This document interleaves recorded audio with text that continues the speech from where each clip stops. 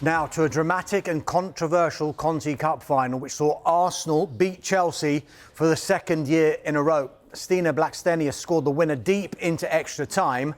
After the game, Chelsea head coach Emma Hayes accused Arsenal boss Jonas Eidevall of male aggression during the game. Now, Mayra Ramirez thought she'd given Chelsea a first-half lead when she scored from 20 yards out, but the goal was disallowed by VAR for a handball in the build-up. The game eventually went to extra time, and with 4 minutes left to play came Blackstenius' decisive moment. The game was played in front of a record crowd for a League Cup final. 21,462 were at Molineux. Now, both sides met in the Conti Cup final last year, and Blackstenius was on the score sheet in that game too.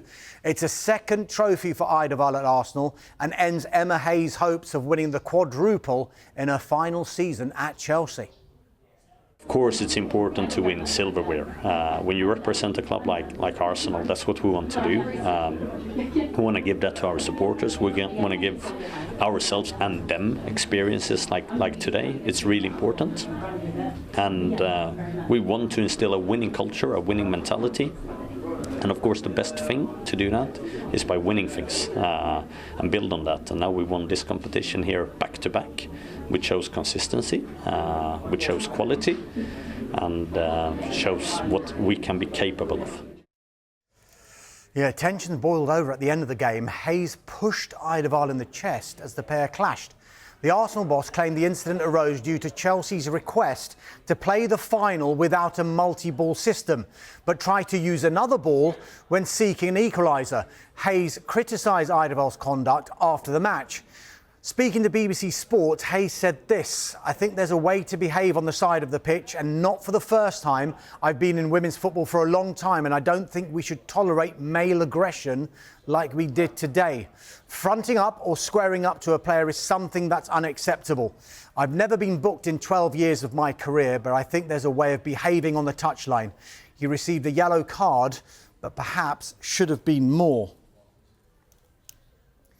Now, Arsenal have confirmed midfielder Frida Maanum is conscious and currently in a stable condition after collapsing on the pitch during the match. Maanum went down in a non-contact incident during stoppage time in the game. The match was stopped while she received treatment on the pitch before being stretchered off. Arsenal have provided an update on Maanum's condition, saying Frida is conscious, talking and in a stable condition. She will continue to be monitored closely by a medical team. We're all with you, Frida.